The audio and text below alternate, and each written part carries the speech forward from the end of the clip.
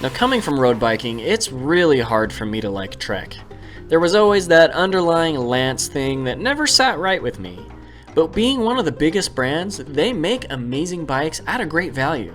Now, I tried out this Trek Remedy 9.8 2017 version, mainly to decide how I like the Remedy platform, not the specific parts, because I'm seriously considering the 2018 Trek Remedy 8. It probably has the best value right now at my regular dad mountain bike budget. $3,200 gets you a solid alloy frame set up with a RockShox Lyric fork, and a RockShox Deluxe RT3 shock, and a SRAM GX Eagle group set. All in a nice stealthy looking package, so even if you're not a huge Armstrong fan, it won't even hint to a yellow wristband.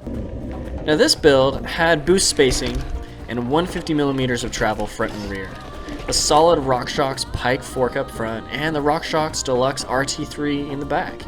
It had XT brakes for amazing stopping power, and a RockShox Reverb 125mm dropper post. The surprising thing, it had Shimano XT 2x11. Yes, I was testing this to see if I wanted the updated one, and I thought that I would hate having a 2x system with a front derailleur, and I would just have to deal with it. Yes, the dropper lever position on the top of the bar was kind of annoying, but I actually didn't hate the 2x system. The XT stuff ended up being really quiet, super accurate, and it felt incredibly crisp. And it had amazing climbing gears to sit and spin for this roadie. So, it's 2018. Let's forget about the front derailleur and forget I said anything about not hating it.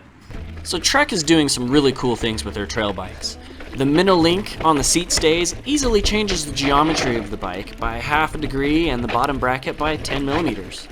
Now in the high position, the head angle puts you at 66.5 degrees and the seat tube angle at a steep 74.5, which I have found is in the right area for perfect trail riding.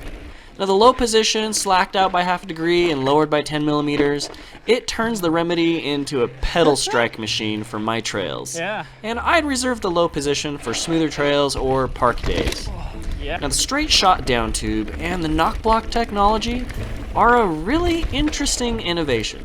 Yes, the front end stiffness is definitely noticeable while on the bike, and I barely noticed the hard limits of the knock block while on the trail, but I could see this being a little bit annoying to some for those really tight technical trails. Or if you want to change your stem, you're limited to the Trek stems that are keyed for the knock block headset. Now the coolest thing that I think Trek does is the ABP rear end with the full floater and reactive shock tune all put together. Yes, the rear end suspension is just a single pivot design, which single pivots have the major downside of having pretty bad brake jack. But with the ABP, the active braking pivot, Trek has kept the simplicity and efficiency of the single pivot design, but eliminated any negative suspension effects from braking. Now the full floater design makes sense on paper, and it does have the bottomless feeling, but I don't know how much of that is the full floater or the suspension design and shock tune, but it's a cool gimmick that sets them apart. Now speaking of shock tunes, the reactive shock tune is immediately noticeable. Trek partnered with Penske Racing to essentially make a shock be really efficient when it needs to be, but immediately open up when it needs to. So you can run it in the pedal platform in between open and lock all the time for efficiency, but when you need it to feel open for bigger hits, it automatically opens up for you. Now I personally felt like the rear end felt efficient enough to just run it in the open position all the time, which seems to be not only the trend for new bikes, but the expectation. Now I'm 5'9" and I rode a size 18.5, which is pretty much a medium, and this gives a reach of 445mm, which is on the longer side, but welcome. And the chainstays are 433mm, which are pretty long, but they add a more stable feeling, especially with the longer reach numbers, and I didn't mind either. And maybe the longer chainstays really give the Remedy a big plus, that is to say, plus tires. Now it has clearance to put a 2.8 plus tire on this regular 27.5 bike, both front and rear. Now normally you have to have a 29er frame to convert to 27.5 plus, so bam! Big win for Trek. Now, if I were to say one word about the Remedy, it would be stable. Not only does it inspire confidence going down, but it's surprisingly stable and efficient going up. Longer travel numbers and slacker head tube angles don't necessarily mean bad climbing anymore. This bike actually felt like it climbed really well in my technical terrain, but it won't go winning any medals going up the mountain. Now overall, the Remedy is a great bike, handled well, took everything I threw at it, and is crazy efficient. It almost felt like second nature. Dude, that was awesome. But it didn't stand out in any way to make me love it or hate it. It was kind of middle of the road for me.